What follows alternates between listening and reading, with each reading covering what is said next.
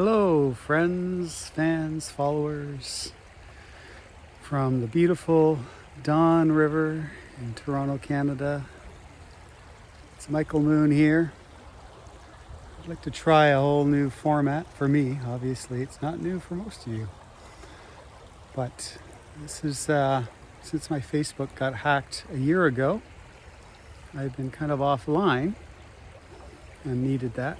Because anyway, life has its ways. But I just wanted to share this beautiful energy, in particular to talk about the astrology of Imbolc. Imbolc, what is Imbolc? Most of us have not heard that word before. It is the cross-quarter holiday of this time of year, which is midwinter, the exact midpoint between the winter solstice and the spring equinox. And when I say exact, I will qualify that a little bit. Traditionally, it is celebrated February 2nd. And over time, became the holiday of Bridget, and then Candlemas, and then became Groundhog Day. So here we are in the modern tradition. We've got a sunny, beautiful northern day, and the tradition says the groundhog sees its shadow. We've got more winter to come. But what does that mean? Well, first of all, you could look at it in a pure weather almanac style way, that if it's a nice cloudy day today, it's generally warmer and more spring-like, and portends more spring-like weather to come, to happen, that kind of weather that early in the season of winter. And if it's a day like today, sparkling, cool, it shows winter is still here. That's really not what this is about. The core element of all this, the groundhog and its shadow, and going back to the ancient holiday of Imbolc, is, I will turn to honor its presence, the sun. The beautiful sun. That's what it's all about. So at this time of year, in fact, every holiday in the pagan calendar and the astrological wheel of the year is centered around this trip that we take around the sun and how we turn towards it and away from it in a beautiful, regular, clockwork fashion. And at this point in the year in the northern hemisphere, we have reached a point where the sun is obviously returning. It's clear the days are longer. It's still cold, maybe the coldest days yet, but the days are getting brighter, longer, and deep within the earth, life is stirring. So this is a festival of fire, the sun. But it's an inner fire, not an external fire. This is the exact opposite point of midpoint of summer, which is the peak of Leo.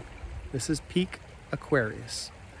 This is important to understand, that these cross-quarter points are all at the middle of the fixed signs. Aquarius is Imbolc, and we have Leo, Lagestat, we have Scorpio, Samhain, now known as Halloween, and we have also Day of the Dead, depending where you are, and we have Beltane, peak spring, Taurus, midpoint of Taurus, May Day. But back to this beautiful midwinter day. So at this point in time, the energy of spring is not here. We're at peak winter, but the days are getting longer and the solar fire is strong and is stirring deep within the earth. First we have the seeds deep within the earth have this stirring at this point. They don't come forth until spring equinox, and they don't blossom until Beltane, mid-peak Taurus, peak spring. But they stir at this time. Now what this represents for us as a psychological analogy is our inner creative fire. This is a time of creativity, a time of inner self blossoming, expression, connection. And so traditionally it would be connected to fire and the inner fire of creativity. It's also associated with wells and water. And so we need water to stir those seeds. But ultimately, it is a time of peak air, Aquarius. Aquarius is the fixed air sign. So there's 3 signs associated with each quality.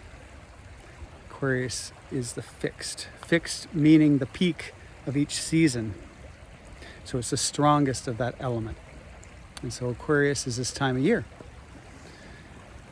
And this is a time where we retreat, from the external world because it's cold. And we go internal and we connect to community, we connect to ourselves, and we birth the new from inner reflection and ideas and communication with others and connections. So I'd like just to seed these ideas for you of Beltane and what we can do with this energy. And don't think of it as just February 2nd. It's a period of time. And so we have now, and I would argue strongly that the peak Imbolc, the peak Imbolc energy is actually February 9th of this year, because that's when the sun and moon line up in Aquarius for the new moon. And so that would be called lunar Imbolc, the new moon in Aquarius. This is a very important turning point of the year. In Asia, this is their New Year's. And this particular new moon, which I may talk about another time, but I will touch upon here, has an incredible lineup of Aquarius energy that is going to be very transformative, very special, maybe a bit intense. Anybody that's following astrology knows Pluto has just entered Aquarius, and Uranus, the modern ruler of Aquarius, is just stationed direct and is starting to move forward, squaring Aquarius from its place in Taurus. A lot of shake-up to come, but also a lot of transformative, clearing energy. So I wish you well. Hope this gave you something to think about in this Aquarian time. And I'll tune in with you again closer to the new moon to share about that. Blessings.